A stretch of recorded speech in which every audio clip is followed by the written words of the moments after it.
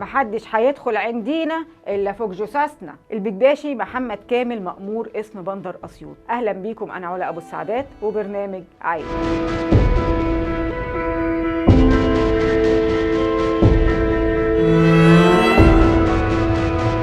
تعالوا نبتدي الحكاية من الأول خالص. بعد الحرب العالمية الأولى وتحديدا في يوم 9 مارس سنة 1919 كان الكل خلاص جاب آخره من الاحتلال الإنجليزي. كانوا ظلمة ومناخيرهم محشورة في كل شؤون مصر، ده غير سرقة كل خيرات البلد. عيني عينك كده. الدنيا قامت وما قعدتش، قامت ثورة عنيفة بقيادة الزعيم سعد زغلول باشا. الكل خرج على الشوارع في كل محافظات مصر، وجه بحري ووجه قبلي، فلاحين على موظفين على طلبة على رجال دين على سياسيين، رجالة وستات. الإنجليز ما عرفوش يسيطروا على الثورة ولا غضب المصريين، لا تهديد نافع ولا حتى ضرب نار عليهم نافع. راحوا نافوا سعد زغلول واصحابه على جزيرة مالطا. كانوا فاكرين ان لما يبعدوا زعيم الثورة عن المشهد المصريين هيخافوا ويبعدوا هم كمان، لكن النتيجة كانت العكس تماما. الناس ثارت اكتر، وللأسف اتعامل معاها الانجليز بمنتهى الوحشية، والضرب بالنار ده كان ردهم، واستشهاد كتير من المصريين.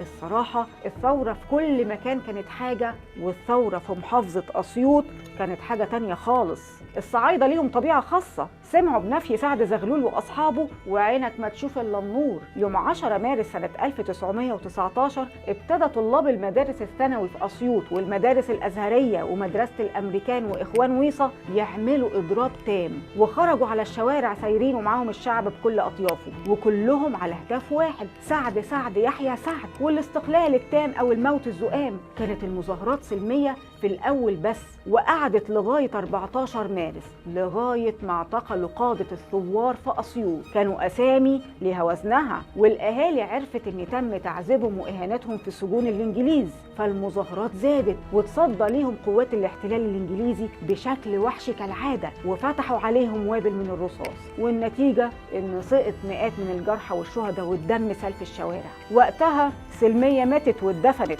الثوار العند ركبهم زيادة، فابتدوا ينظموا نفسهم ويحطوا الخطط علشان يهجموا على معسكرات الإنجليز في شرق المدينة. والثوار في طريقهم لقوا أكوام من التبن كان الإنجليز مخزنينها علشان يأكلوا الخيول بتاعتهم، فالثوار حرقوها كلها، والنار مسكت في كل التبن، والحريقة كانت واصلة للسماء لدرجة إن محدش كان عارف يطفيها أبدا من شدتها. وهنا الإنجليز اتأكدوا إن اللي جاي هيكون أعنف وأعنف. الإنجليز خافوا على عائلاتهم والجالية الإنجليزية في أسيوط، فجمعوهم كلهم في المدرسة الثانوية اللي على أطراف المدينة، وكانوا حوالي 146 شخص بما فيهم الستات والأطفال، وحطوا حراسة عليهم. المهم اتحرك الثوار وراحوا على قسم بندر أسيوط، وهنا استقبلهم البكباشي محمد كامل. وهنقف هنا شوية وهنرجع تاني. البكباشي محمد كامل كان مأمور قسم بندر أسيوط، ابن 37 سنة، وما كانش من أهالي أسيوط. كان خدمته في أسيوط وعايش فيها بين أهلها، وبالتحديد في بيت المقدس مالطي،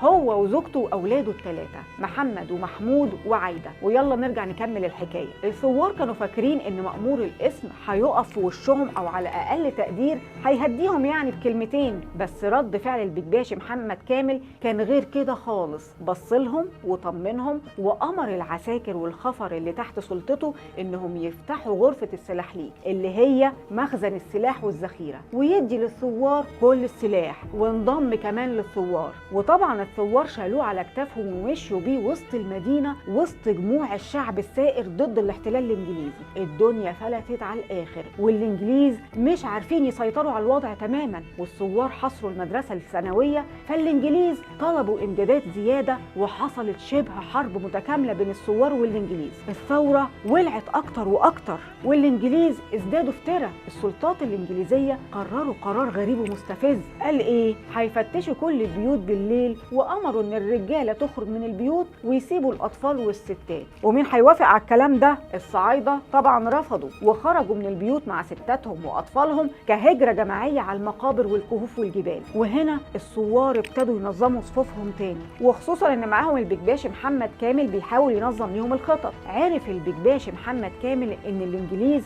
استخدموا باخره عليها جنود وسلاح وامدادات، وهترسي على شط النيل شرق المدينة علشان طبعا يضربوا الثوار من الخلف. وبلغ الثوار سبقوا بخطوة ونزلوا في النيل، هاجموا على الباخرة، واتقتل الكولونيل هيزل اللي هو قائد الباخرة ومفتش الداخلية، وطبعا اتقتل عدد كبير من الثوار كمان. الثوار بقوا أكتر صلابة وعند، ومش هيهدوا إلا لما ياخدوا بالطار. حصلت حاجة يمكن ما حصلتش في أي ثورة قبل كده. عرف أهل أسيوط إن في قطر جاي من الأقصر رايح على القاهرة، وفي عدد من الضباط والعساكر الإنجليز، والثوار عرفوا. ولما وصل القطر على أسيوط هاجموا عليه وقتلوا 3 ضباط و5 جنود إنجليز. طبعا جن جنون الإنجليز لأنهم اعتبروا اللي حصل مجزرة في حق جنودهم، وابتدى الانتقام من الثوار وشعب أسيوط ككل بكل وحشية ودموية. الإنجليز استعدوا الأول إنهم يحاصروا مدينة أسيوط حصار شديد بالمدافع التقيلة، وحفروا الخنادق وكلموا البكباشي محمد كامل، طلبوا منه إنه يستسلم. لكن البكباشي قال كلمته الشهيرة: محدش هيدخل عندنا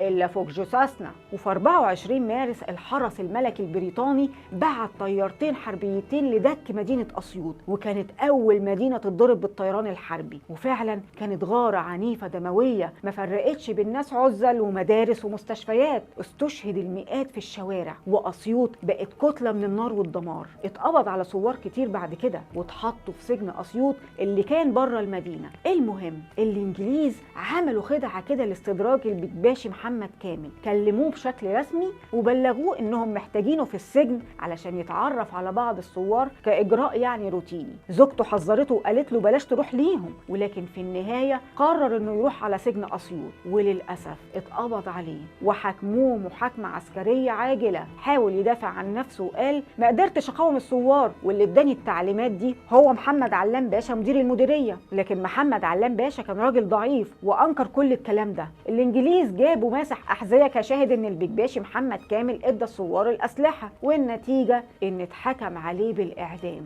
حاول المسؤولين ومنهم رئيس الوزراء محمد سعيد باشا يعني تخفيف الحكم للبكباشي محمد كامل شوية، ولكن ما توافقش عليه واتعدم رميا بالرصاص في 10 يونيو سنة 1919. وللأسف في نفس السنة توفى كمان ابنه الوسطاني محمود وبنته عايدة. أهل أسيوط قدموا تضحيات كبيرة وبطولات عظيمة لتحرير مصر من محتل أجنبي عنيف ودموي، وكمان سارق خيرات البلد. ونضال أهل أسيوط كان وصمة عار وجرح مش هين للإنجليز. وبالرغم ان الحكم على 92 شخص بالاعدام، وطبعا ده كان عدد كبير جدا، بس تم تخفيفه ل 34 شخص بعد كده، الا ان الاحكام بالاعدام مستحيل تمحي من ذاكره المحتل نضال الصعايده اهل اسيوط والبكباشي محمد كامل. رحم الله شهداء الوطن في كل زمان ومكان. كنت معاكم علا ابو السعدات وبرنامج عين.